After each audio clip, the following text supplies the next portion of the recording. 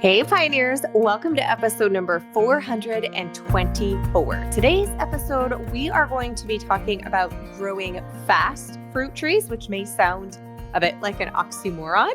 If you have ever delved into the world of growing fruit trees, then you know that it can sometimes take up to 7 years of a fruit tree growing before you ever get a fruit harvest or should allow a fruit harvest to come off of your fruit trees. I'm very excited for today's episode because having your own orchard, and that could mean a couple of different types of fruit trees, or maybe it's even just one or two fruit trees, and maybe it's many, many more than that. But I feel like in the home production world of homesteading, where we talk about raising livestock and definitely doing a vegetable garden, fruit trees and berry bushes tend to be something that's a bit more overlooked. And I think a lot of times people think you have to have a really large area in order to grow any type of a fruit tree. And though you do have to have some space, not nearly as much space as a lot of people think. And today's guest is even going to help you come up with ideas on how you may be able to grow fruit trees, even if you live in a more urban environment or suburban environment, an area where you don't have a lot of land.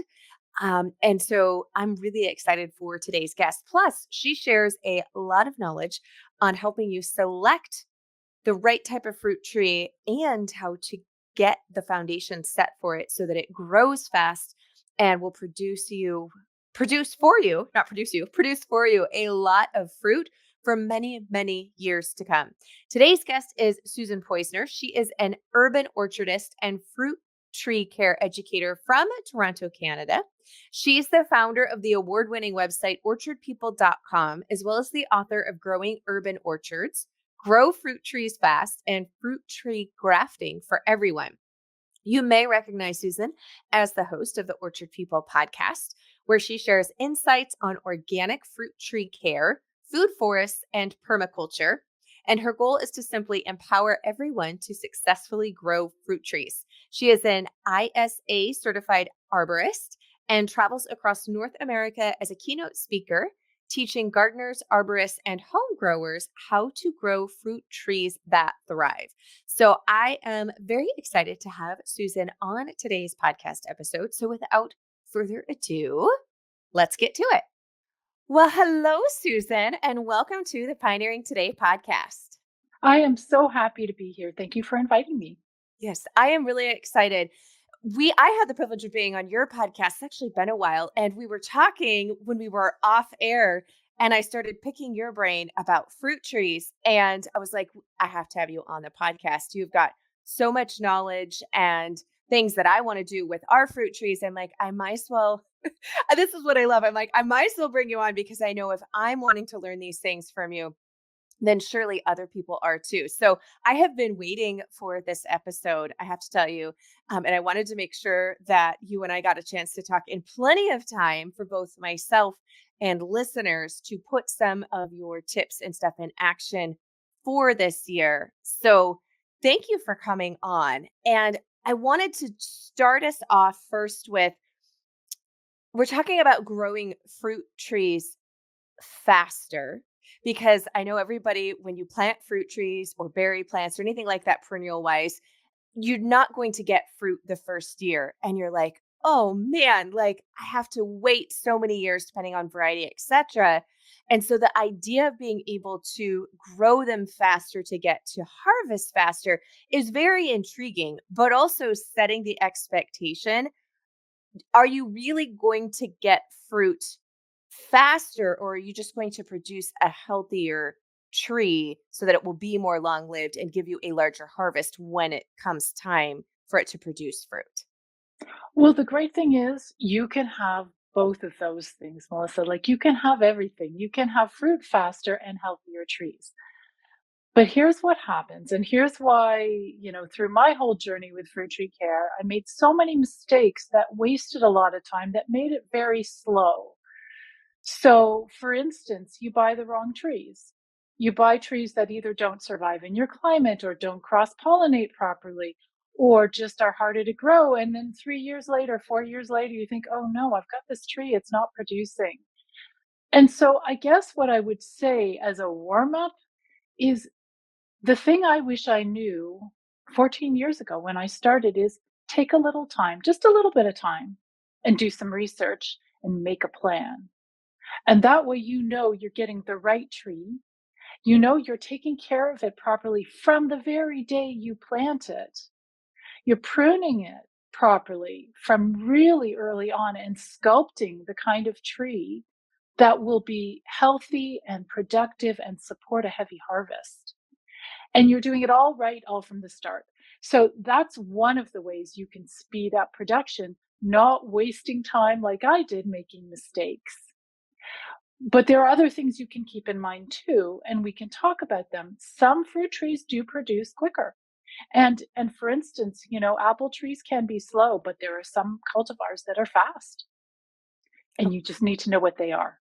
I love this. I have to say, this year, I had originally planted way back in the day, and I know we're going to cover this about why it matters where you purchase your fruit trees and some other things along those lines.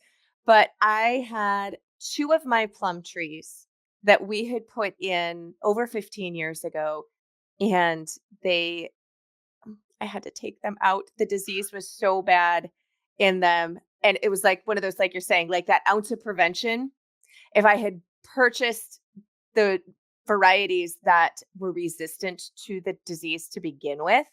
And I'm like, oh my gosh, like 15 years just gone as I far as the hear fruit trees. you. And it was Oh like, my gosh. so anyway, so I'm really excited that we're having this conversation because it's what, like you said, it's looking back and I'm like, had I known what I know now 15 years ago when I first put them in, I could have avoided taking out 15-year-old trees because they were just so far diseased had I known what I needed to know in the beginning. So I guess first off, starting a little bit at the beginning of your story is how did you get into teaching about orchards? And specifically, which is one of the reasons that I really was excited to have you on, is you teach from a very natural approach because we have kind of, like commercial growing, and then you've got organic, and then you have natural. And a lot of times organic and natural can go together. But that was one of the reasons I was really excited to hear your approach when you and I were talking earlier. But I'm curious, kind of what your journey has been and how you got into this. Oh, it's you talk about the natural approach. I had to be as natural as possible, and here's why. So my background is totally something else. I was a journalist, I was a filmmaker, I did all sorts of things. I traveled around the world, had a very interesting life. That's great. Came back to Toronto where I was born and got interested in gardening, fell in love with trees, and fell in love with fruit trees because I loved growing veggies. And I'm like, why waste my time growing zucchinis when I can grow like an apple or cherry tree? And oh my gosh, get harvests year after year. And it's so easy, right? Right? It's so easy. It's so Well, easy. maybe exactly. So, but the thing is, we don't have a huge backyard. And so we had a park nearby that was pretty empty and neglected. And I thought, wait a minute, they have community gardens. Why couldn't we have maybe a community orchard and plant lots of trees there? So that was my approach. And I went to the city and I found some friends to do this with. And I said, hey, can we like work on this park and do something? And the park supervisor was lovely. And he said, Susan, what would you like? Would you like, like an annual bed or whatever? I'm like, I want fruit trees. And I thought he was going to say, oh, no, no, no, no, too much work. Luckily, this amazing park supervisor loved fruit trees. And he's like, I love fruit trees. He was from Trinidad, I think, or somewhere like that. And he's like, I grew up with the fruit trees. Let's do this. And we had to work together. And I was thinking about this today, how in the beginning, my whole priority was, okay, how do I make this a project for a park? How do I get people involved? How do I get the learning out to the community? The last thing on my mind was how to take care of these trees so that they'll be healthy and productive. Didn't really occur to me that it was going to be difficult. And so to answer your question, I started this project, I planted the trees in the ground and had no idea what I was doing.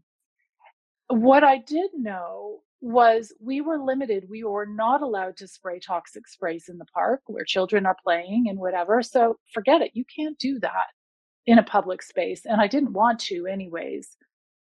But when the problems started to happen, the disease you talk about, the issues of poor production, and even sitting around looking at the trees and thinking these trees are not growing very quickly.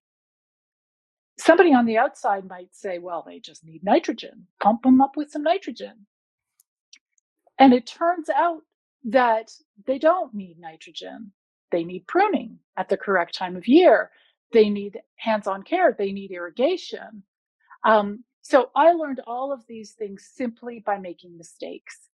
And my natural perspective comes from the one thing I needed to learn myself and then to teach the volunteers in my group.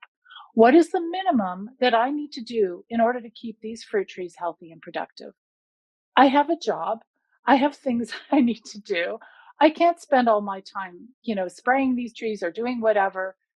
And it's a park. I'm limited. What do I need to do? So that's where it all began. Okay, I love that part of the story, like where you immediately went in, because one of the things I'm sure you probably can relate to this is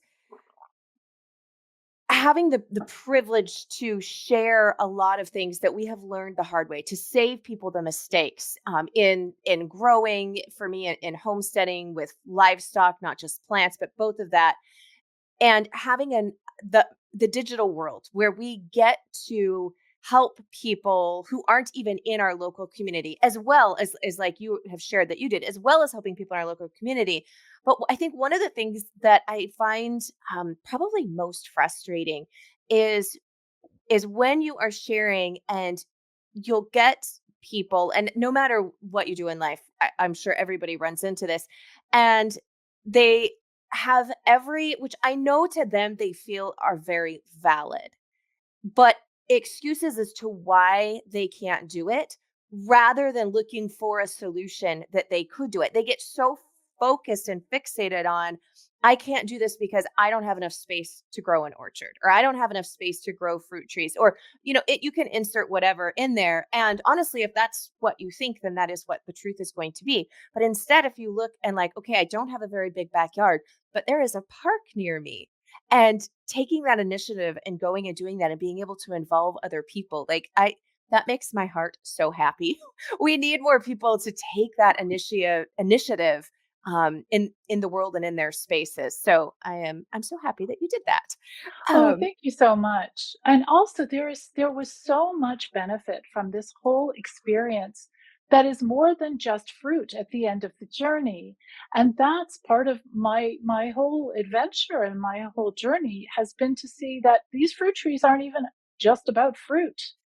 Right? They are about community building, they're about learning, they're about children walking through a park and for the first time in their lives seeing that cherries grow on trees. Audrey. They're about cherry harvest day where a dad takes his little girl, and puts her on his shoulders so she can reach a cherry. They are about people of all different ages coming together in a public space where you don't have to pay to get in, you don't have to buy a coffee. You just come. You are always welcome in that park, and it is fruitful and beautiful and blossom filled and filled with insects, beneficial insects. A lot of the fears, and there were a lot of fears when we started this project, were around, oh, the fruit is going to attract wasps, and that'll be terrible. And my children will be bitten, and they'll get cherry stains on their t shirts. It's going to be horrible, right? And in the end, even the critics come up to me and say, thank you. Thank you so much for doing this project. Now, it took 10 years, but we've all learned so much from this project. There's heartbreak too. It's a public space. We're waiting for our apples to ripen, and people come and harvest them before they're ripe. And people fill whole bags. They don't just take one or two, they take the whole tree. There's people who come and harvest our beautiful plum trees filled with plums, but they harvest the plums while they're green. There's a certain sort of recipe for unripe plums that's a cultural thing. And we kind of caught them and we said, hey, you're welcome to take a handful, but First of all, they're not ripe. And second of all, if you take them all, there's none left for the children and the people in the park. There's none left for anybody else. And they said, "Oh, you don't understand. In our culture, this is a very important dish, and buying these green plums is very expensive." And I'm like, "Yeah, I get that. That I get it, but doesn't mean that you need to take all the plums on our tree." So there's so much more than just the fruit at the end of the journey. Yeah. And it's been great. And it's funny because when you first get into gardening, be it vegetable gardening, flower gardening, really any type of gardening, of growing plants, I think for most folks, they get into it with the idea of, I'm going to get this harvest, be it, beautiful cut flowers, if it's a cut flower garden, or herbs or vegetables, fruit, whatever it might be. But if you stick with it, you quickly realize how many life lessons you actually learn via gardening. And I would say probably only half of them are actually related to making mistakes with the care of the plant, etc.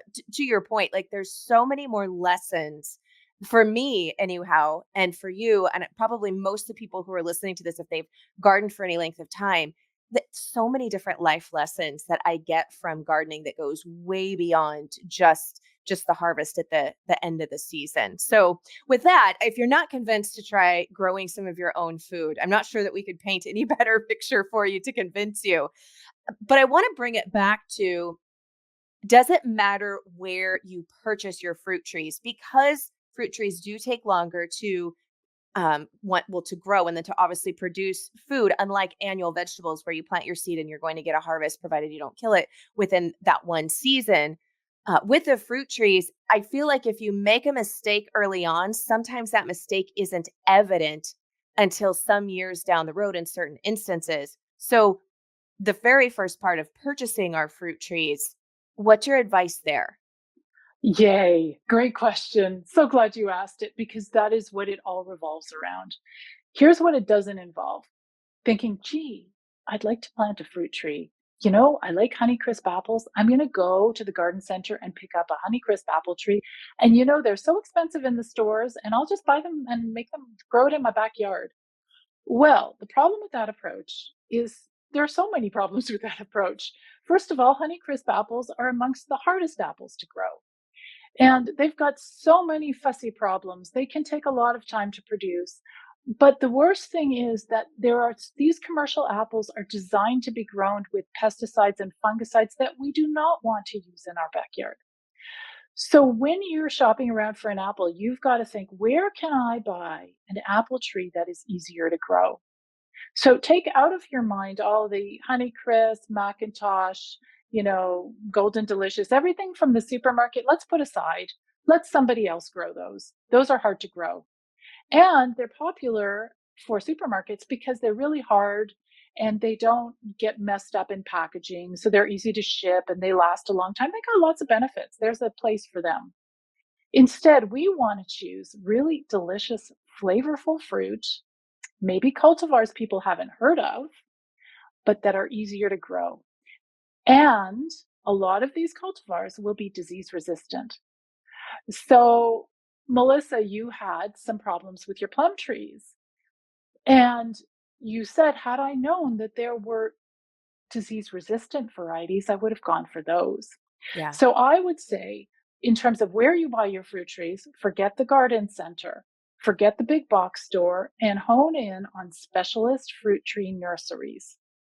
They have a wide variety of cultivars. You can have so much fun reading those catalogs, learning about the flavors of each cultivar, learning about the harvest time. So you can have, let's say you have room for 3 trees in your backyard.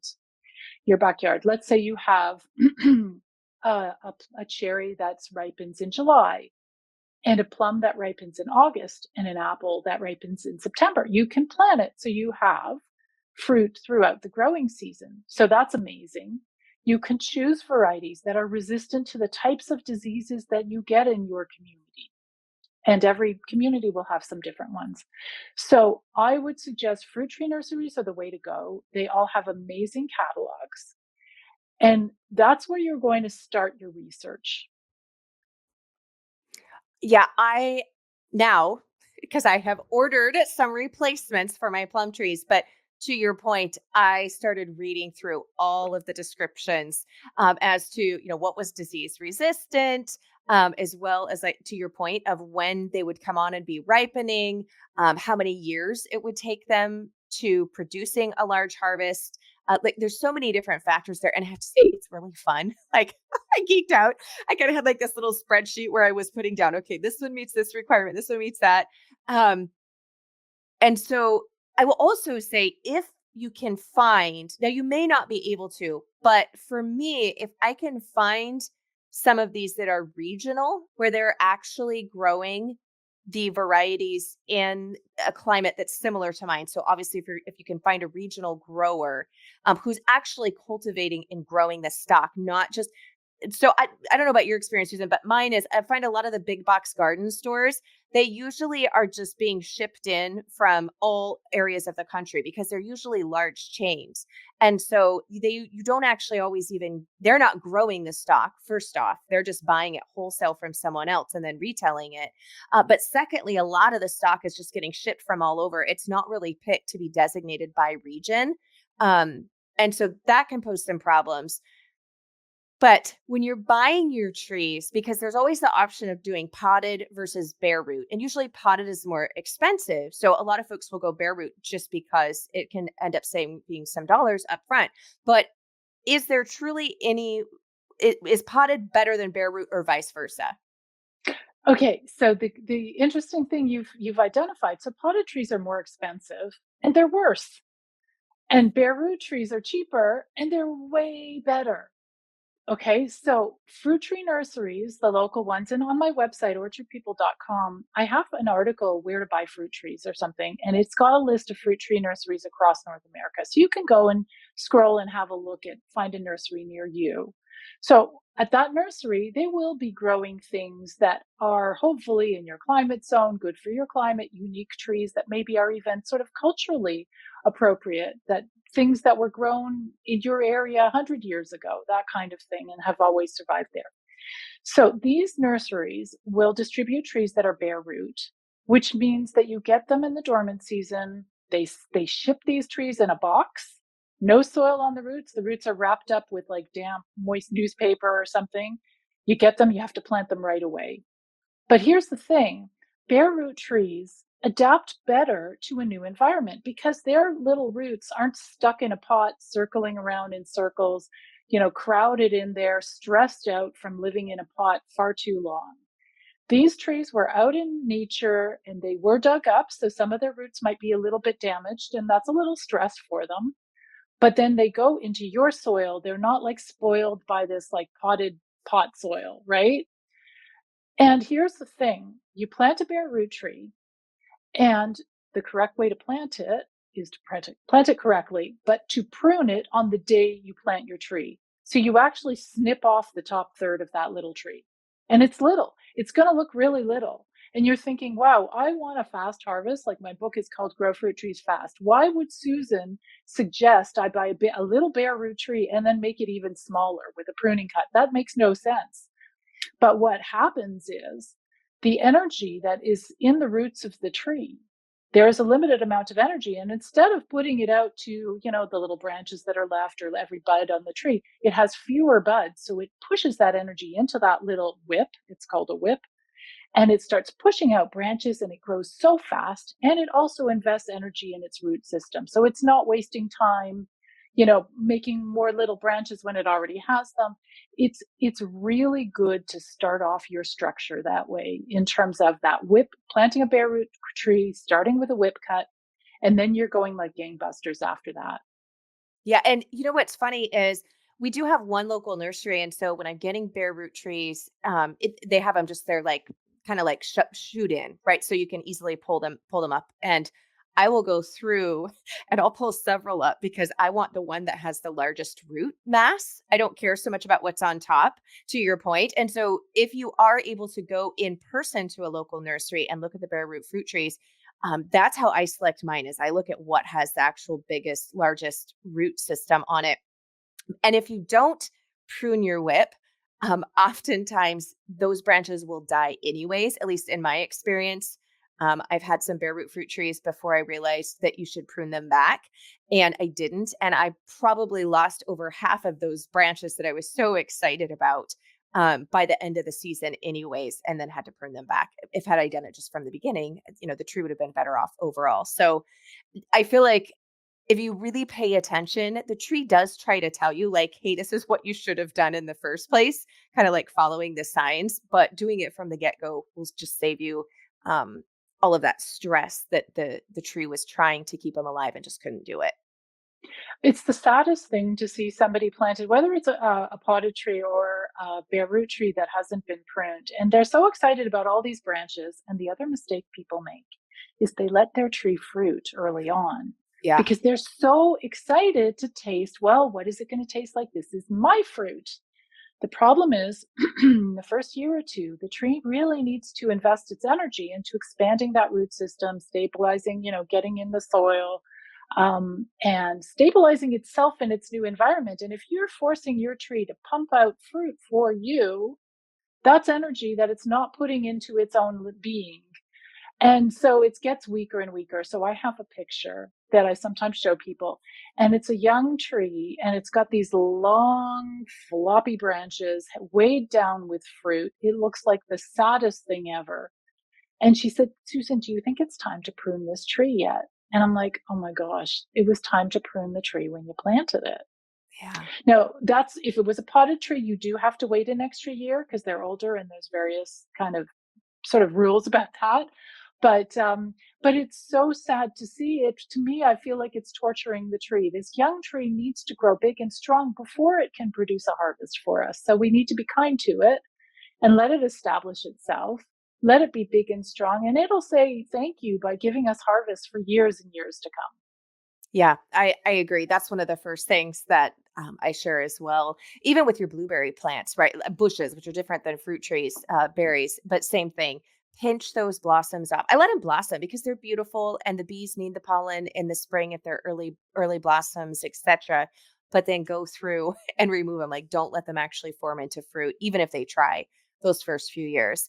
So, speaking of blossoming, we've talked about this a little bit, but when you're considering purchasing your fruit trees, so getting them from that local nursery, going for bare root when possible. But what are some other things that people need to consider or do some research on? And I know we're going to talk about pollination, but kind of in that vein. Well, pollination is such an important one. And you were talking about how fun it is to look at the fruit tree nursery catalog. I teach a class, and it's a 2-hour class just on how to choose a fruit tree because it's like a jigsaw puzzle. You get one thing right. Okay, I chose the disease resistant tree. Great, I'm doing great. But then you don't realize it needs a partner plant in order to produce fruit. So you can have this apple tree that's disease resistant. It'll be beautiful and it'll be resistant to diseases. It just won't produce any apples. So I've had people come up to me and say, I can't figure it out. I have had 2 plum trees in my backyard for 7 years. I've never had fruit. And it turns out they're totally different. They're not compatible Yeah. as partners. And in fact, they don't even flower at the same time. So how can they cross-pollinate each other? You would need little time-traveling bees to go from one tree to get the pollen and then go back in time to the other tree that already finished flowering. So cross-pollination is another thing you need to consider. Another thing is what rootstock is it grafted onto? So you might have a small backyard, and I live in a city. Lots of people don't have lots of space for a big tree.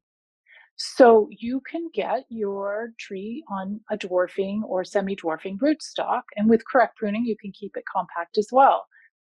But you can accidentally buy a fruit tree on full-size rootstock, and then in your small garden, you've got a tree that takes over everything that you're just not happy with because you can't even grow your carrots anymore. So there are a few things to consider as you go through the process. Yeah, one of the other things that I'm always looking at too, and normally I don't have a problem in my geographical location ever meeting this because we are cooler, we have longer winters, but is chill hours. If it is a fruit that requires chill hours in order to produce. And if you're kind of in that borderline space, making sure you're picking cultivators that will match what your chill hours are, which you probably know this, Susan, but I actually did not realize until pretty recently that chill hours doesn't mean like freezing and below freezing, that those chill hours are actually a very specific range in temperature. And it's not so like if you're, 20 degrees Fahrenheit for most of the winter, that doesn't actually count towards your chill hours. And I actually just learned that in the last year.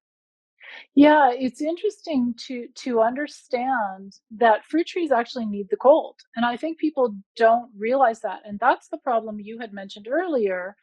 If you're getting your fruit trees from a big box store and you like Honeycrisp apples, but you don't have the chill hours, you do not have enough cold hours to make that a sustainable plant to have in your backyard. So what happens if you don't have enough chill hours and you live in a warmer climate is the tree gets confused. The buds don't know, should I be opening? Should I not be opening? Am I ready to, are these buds mature? Are they not mature? It's not a formula for getting fruit trees to produce quickly. That's just not a formula for success. So yeah, that's a consideration too. In my book, Grow Fruit Trees Fast, I go through each of the different considerations so you can go through one at a time and think, okay, I tick that box off. I know it's disease resistant. I know it's cross pollinating. I know now that I have enough chill hours. So what else do I need? I know what the rootstock is. Um, and now maybe I just want to make sure that I haven't planted 3 trees that are all fruiting at exactly the same time of year, because then you get something which is officially called fruit fatigue. You have 1 month where you've got tons of fruit that you just don't know what to do with. You don't have time to process it all and do this. So, that's from planning in advance. You need to plan in advance so that you can stagger the harvest. So you're getting your fruit at different times. So you have time to do your canning and to do your processing and to give it away and share it and eat it fresh. Yeah. And I know like for someone brand new that's listening to this, you're like, oh my gosh, like this is a lot to take in. But if you do this from the get-go, Mm. then once it's established, like you have the fruits of your labor and all like this free front part for years, provided you've, done the healthy tree and all these different components that we're talking about. So I just say, cause like when I remember like when I was brand new and discovering all this, I'm like, oh my gosh, you almost have like decision fatigue, like trying to go through everything. But if you put this work in now, I promise you are going to be so happy because a healthy fruit tree, I mean, it's decades that they will live and produce fruit for you if you do it right from the beginning. So it's like this relatively small amount of work if you look at this over the span of maybe the rest of your lifetime. Standard trees can even go 50. My parents have some trees that are over 60 years old and still producing fruit. So the lifetime effect that you get from this little bit of work up front is definitely worth it. So I just want to give some encouragement to anybody who's listening is like, my goodness, this sounds like a lot. I So know. And I want to say that I had the exact same experience. Like I had already committed to planting this community orchard. And then the park supervisor was telling me about cross pollination and this and that. My head was spinning. But my background is I'm a journalist and I'm a natural teacher. And I had to sit with it for a while and think, actually, this isn't really that complicated. There's maybe 7 steps. And so in my book, I don't know, maybe in 5 pages, 4 pages, I talk you through step 1, do this, find out this, do that, find out that. And it's like, I took so long to figure that out because I didn't have it all in one place for a doofus like me that didn't understand, right? I needed it in Susan language. It's not hard, but you just need to know what to do. yeah. So, yeah, don't be for listeners, I totally hear you. It does sound overwhelming. It's totally not. It's really just like putting together a little jigsaw puzzle. And there's only 7 pieces. That's it. Yeah. So once you've done the work, like you found your variety, made sure that pollination, all of those different things, then it comes to actually planting our tree and making sure that we are taking care of it properly. What are some of those common fruit tree growing mistakes that you see people making? Okay, so you order your tree. You've taken 2 hours maximum to do that research to figure out the right tree. You're awesome. You rock. You wait for the spring, and your tree will be delivered bare root from the nursery, and you're really excited. So it's important to plant that tree as soon as possible because it doesn't have any soil on its roots. And if you put it in a warm space or in the sun for even like an hour, the blossoms will open up. It'll say, "Hey, I have no soil on my root system." It'll freak out and it'll get stressed and die pretty quickly. So the first thing you need to do with a bare root tree is plant it pretty quickly. And if you can't plant it right away, just pop it in a dark space, cold dark space for a day or so until you're ready to go plant. Okay, you go and plant it, and then you take it out, and there you've got this tree. You got a little trunk, and it's not going to be very big, and you like it like that. I love little trees. I can sculpt them, I can keep them healthy. So you got this little stick of a tree, and it's got roots. You want to make sure that you are digging a hole that's big enough to accommodate those roots as far as they can go in every direction, north, south, east, west, right? And if you think, oh, this hole is a little small, I'm too lazy to push it out a bit, you don't want to twist those roots around just to squish them in the hole. You want to make sure all those roots can push out, out, out, and really start taking their space in the world. The other thing that I've seen people do is plant them too deep. So what happens is fruit trees, most of them are grafted, and there is a graft union where the rootstock or the roots of the tree is attached to the top part, which produces the fruit. It turns into the trunk and the fruit. And so that's the graft union, is where the two things are grafted together. If you accidentally bury that graft union, the top part of the tree can actually produce roots. And you don't want that because then you don't get the benefit of the rootstock. And there's a whole bunch of problems that can happen. But one of them is, let's say it can turn into a full-size tree when you wanted a dwarfing tree. You can also get rot on the graft union. You don't want that. So you want to make sure your graft union is above the soil line when you're planting. So you want to water, you want to rehydrate the roots. So again, it's a bare root tree. You can pop those roots in a bucket of water for up to half an hour before you plant it. Just let it suck up the water, get nice and hydrated before it gets planted, and then you'll plant it properly, backfill it, temp it down and water it. And then you're going to do your first pruning cut. Boop. You're going to cut off probably the top third of the tree. I have to say pruning is one of my favorite things. It used to really intimidate me, but now I find it very calming, actually. Like, it's one of my favorite things. I look forward to pruning, like, every year. Anyways, it's just, like, as a side note, I actually adore the pruning process. You're But not the only one. We no? Okay, fight good. over it in Ben Nobleman Okay. Park Orchard. It's like everybody's like, pruning season. It's like, oh, when can we prune? Here's the downside. If you prune correctly for the first 5 years or something, there's really, once you create that amazing fruit bearing structure for your tree, it lasts a lifetime. So there's little pruning decisions to make, but not those sculptural ones that are so beautiful. So yeah, we're waiting, and it's like, oh my gosh, is it time to prune yet? You're Okay. not the only one. I'm glad that's normal. One of the things that I see oftentimes, and I think probably because a lot in well, I mean, commercial growing too, but even an annual vegetable garden, is using a lot of amendments because those are fast growing plants. And we mentioned nitrogen earlier, but when you're planting the fruit tree and then kind of annual care, um, when it talks to fertilizing, like, do you need to at all? What should you be aware of in that type of with the whole fertilizing of the fruit tree versus that I planting am time and then so annual? glad. I'm so glad you brought that up because one of the biggest misconceptions, and you see it all over the internet in all sorts of articles. Oh, you plant a fruit tree, give it 10, 10, 10 fertilizer. And it's like, what? Oh my gosh, don't do that. Do not do that.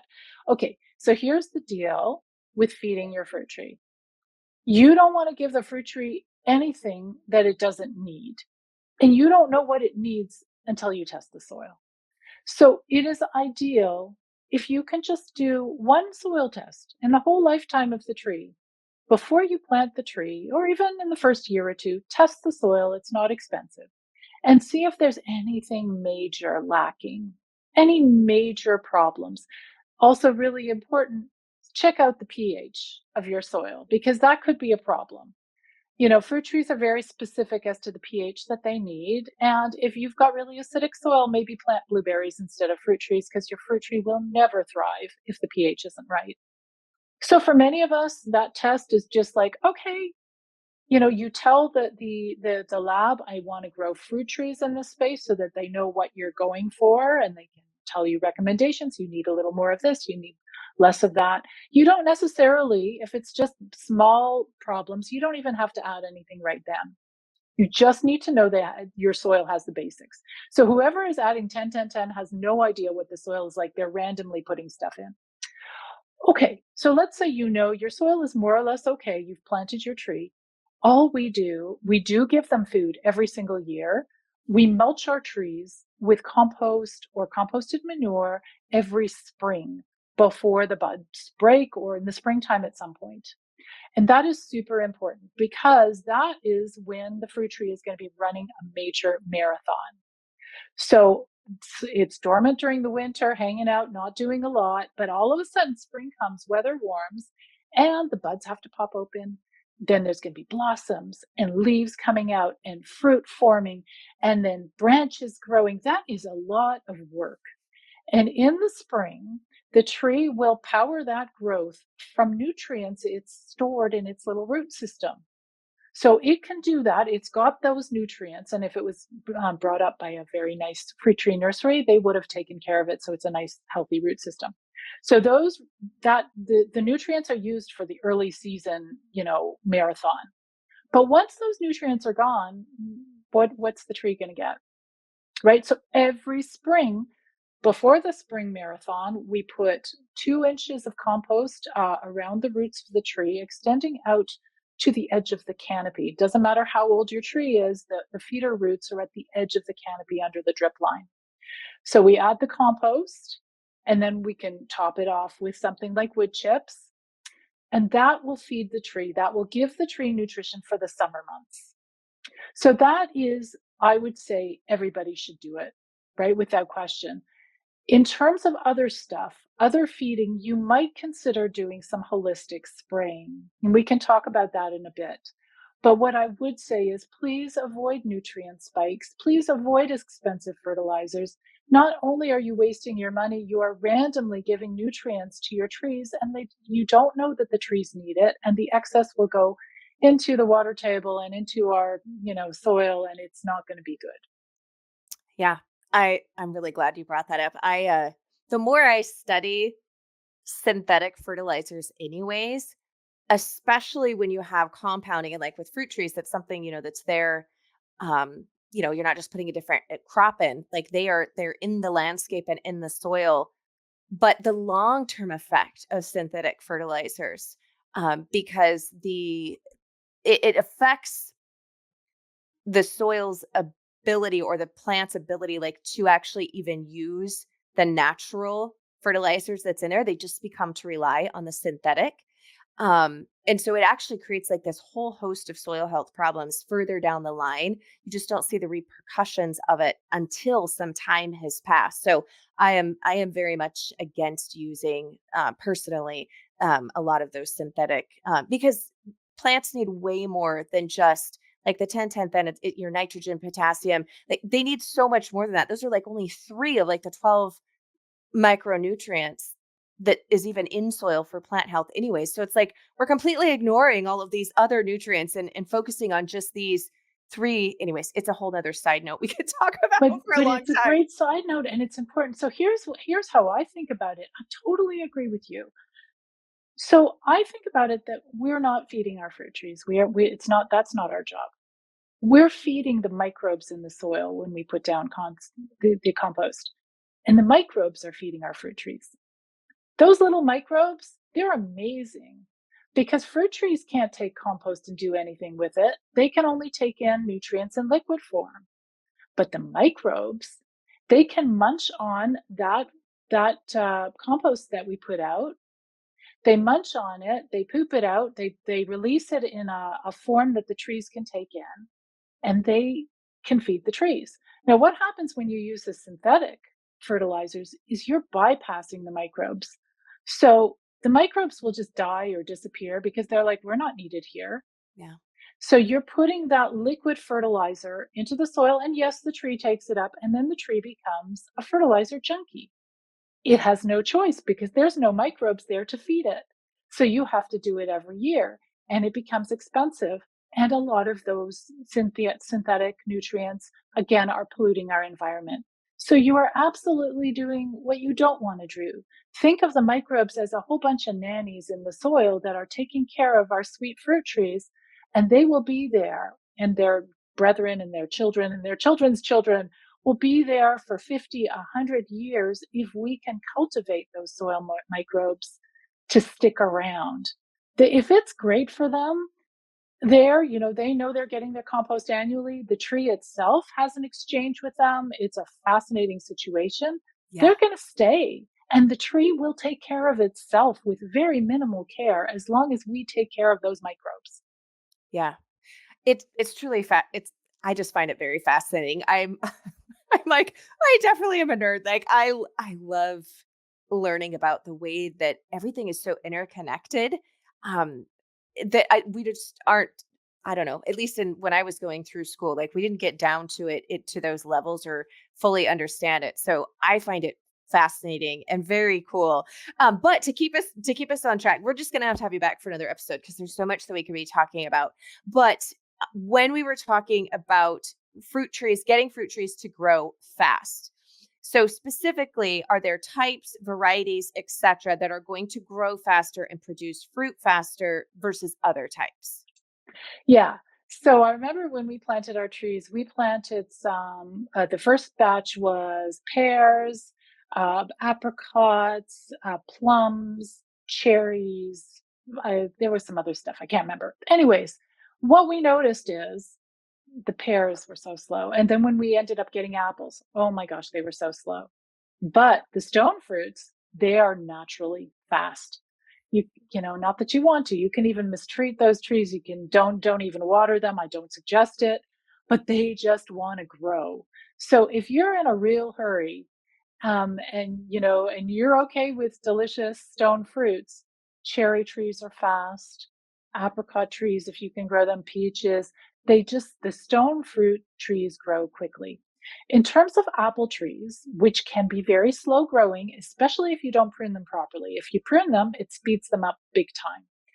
But there are certain cultivars that are really fast growing, like Liberty Apple or Pristine, or there's certain ones that just want to grow lots of wood and get big and do their thing. And so, what you look for in the fruit tree catalog is you look for vigor. The word vigorous is a hint that this is a fast growing tree. And if it says precocious, that's a hint that means that the tree will produce a harvest sooner. So a precocious tree will give you a harvest in the second or third year, whereas one that's not precocious may make you wait till year 4. Okay, I adore the word precocious. I like that it's so fun as a description for fruit trees. It's gonna make me smile every time I see it now. For so picking those varieties that we just mentioned, or those types. Then, though, what are some of the key things that we can do to ensure that the fruit trees do grow fast and healthy beyond how we already talked about at planting time and using your compost and whatnot annually in the spring? Okay, so great. So we talked about getting the right tree. And I think by now the listeners will realize, okay, that's a really key piece. That's going to be a really important piece. So I'm going to take some time, a little bit of time on that, a couple of hours. That's fine. So then they plant it properly and they water it. So irrigation is really important and you got to do it properly. So again, me being a person who knew absolutely nothing, I actually raised so much money so we could get an irrigation system in the park. Now that's a good thing, right? It's a great thing. Only problem is it was a sprinkler system. And I didn't realize at the time, you don't want to sprinkle fruit trees. Not only is that a waste of water, because really it's the roots that need to absorb the water. But sprinkler systems will actually increase diseases because the top canopy of the tree, if those leaves get wet and stay wet, then you can get fungal diseases like rust and all sorts of stuff. Fungal diseases are like the most common diseases you get in fruit trees. So here I raised all this money for an irrigation system that we really can't exactly use as it is, right? Yeah. So you got to irrigate it properly, and remove the baby fruit for the first couple of years.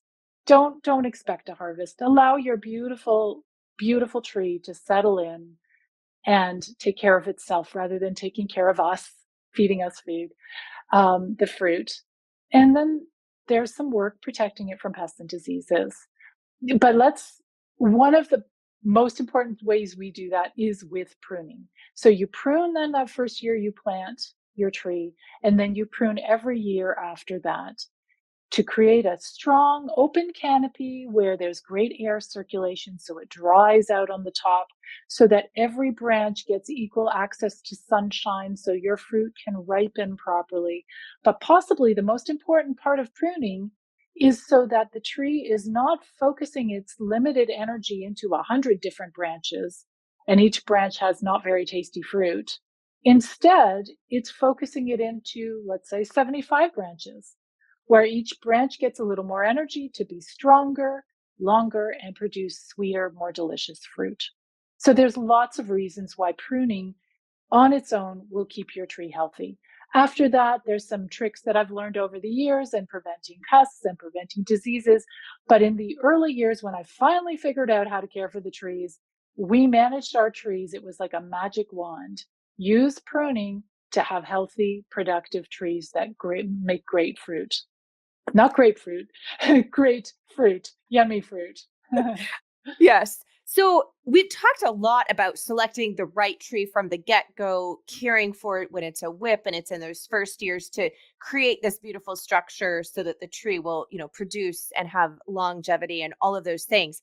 However, I know that folks have older trees that maybe have been neglected, or because they didn't know these principles to begin with, the tree is struggling with disease. So, is there any ways to, I guess, kind of save those trees or to give them some boost to get them back to an optimal health point?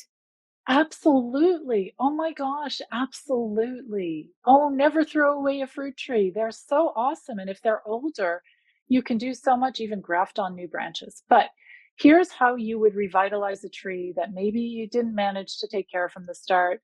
Hey, I did it. Some of our trees we did have to dig out. Sometimes they're so far gone, they're just covered with canker, oozing goop everywhere in the tree, and it's just going to spread to other trees. There are times when you have to dig out a tree. Yeah. But sometimes if it's just neglected, like too many branches, so bad air circulation, you still do your annual pruning at the right time of year, at the correct time of year, and you can just go in and clean up the air circulation with a few different cuts every year, cutting no more than 25% of the living canopy of the tree. And just by strategically pruning, you will open up the canopy. You will allow that tree to start investing in producing better quality fruit. One thing that makes me sad is when people say, "Oh, I have a bad fruit tree. It produces terrible fruit." And I'm like, no, nothing wrong with the fruit tree. It just needs your guidance in order to know where to put its energy. It didn't know that you didn't want it to produce 100 zillion different branches with hard little yucky fruit on it. It didn't know that that's not what you wanted.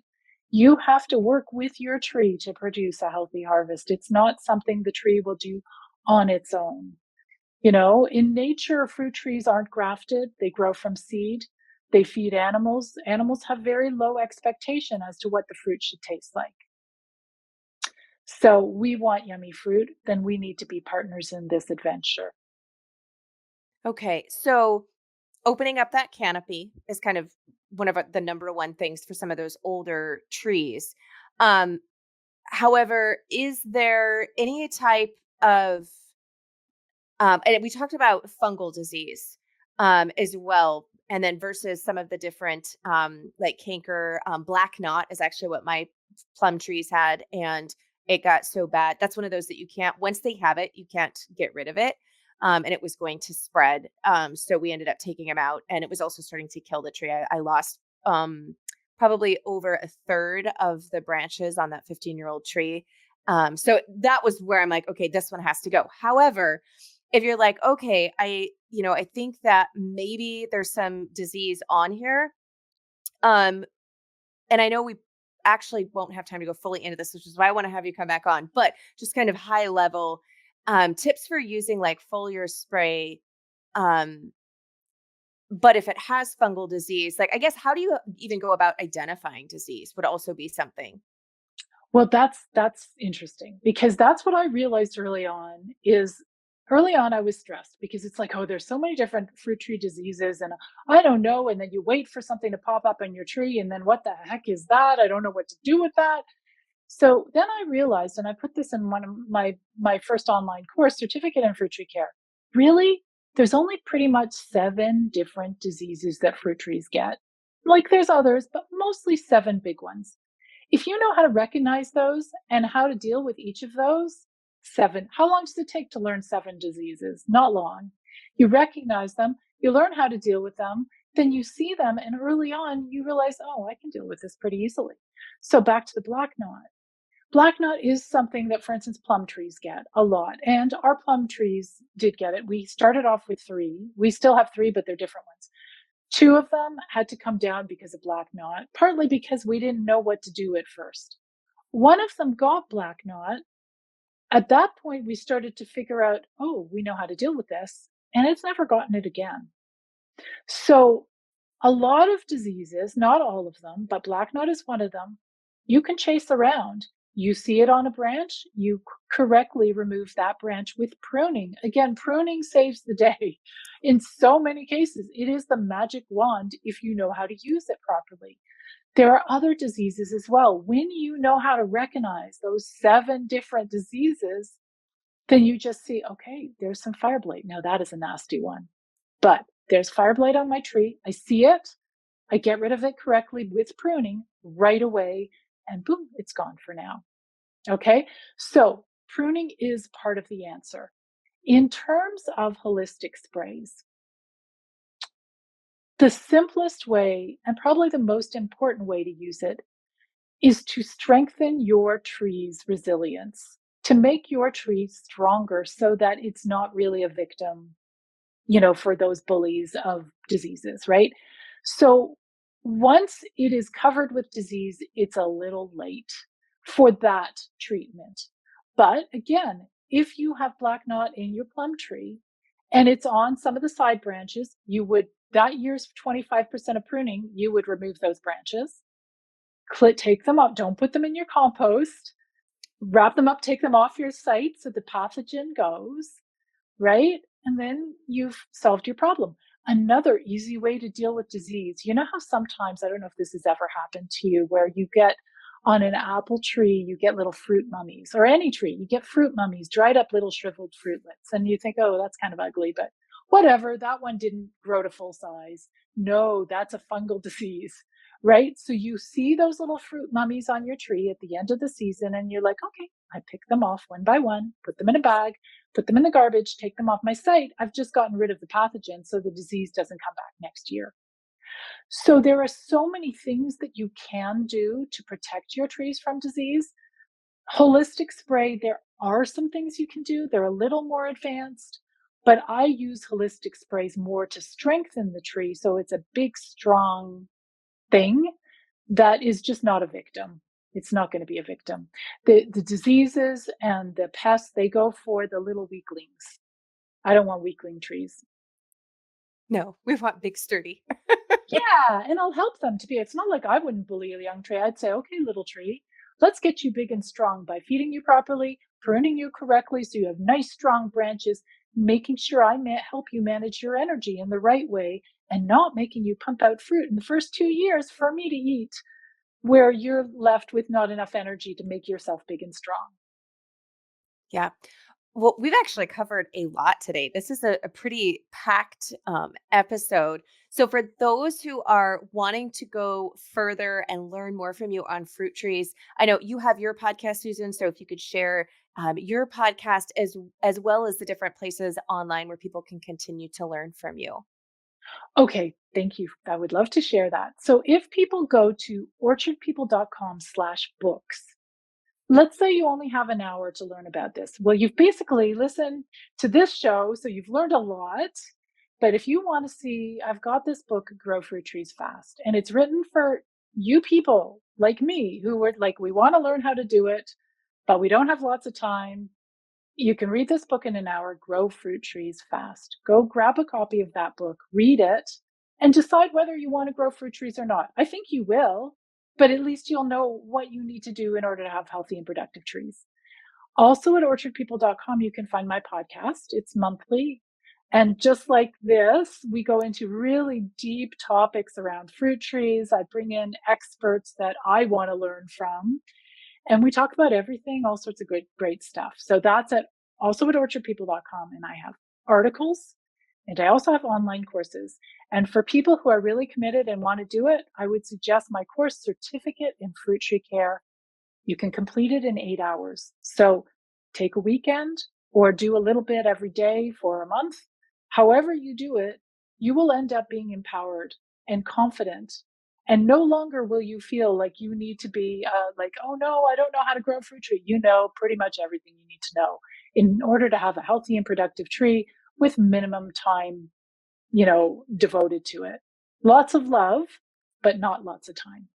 Yeah. Well, thank you. And I know we're going to have you come back on because there's so much that we just didn't get a chance to get into that I can't wait to pick your brain on. So thank you so much for joining us today. And we will be having you back on. But really appreciate all of the devotion that I can tell that you have poured into this subject. So thank you so much, Susan. Thank you so much for having me on the show. This was so much fun to chat with you. It was. I thoroughly enjoyed it. So I can't wait to chat with you again soon. I hope that you enjoyed that episode as much as I did. And we have a lot of resources for you. You can go to melissaknorris.com/424 because this is episode number 424. And we will have links to all of the things that we talked about today, including a link to Susan's course. So if you are curious about diving in further, we will have a link to her course, which is a certificate in fruit tree care that goes into a lot of detail on things that we talked about today and even further. So you can go and check that out at melissaknorris.com/424. And I want to thank you so much for joining me today. And I look forward to being here with you next week. Mason jars and blessings for now.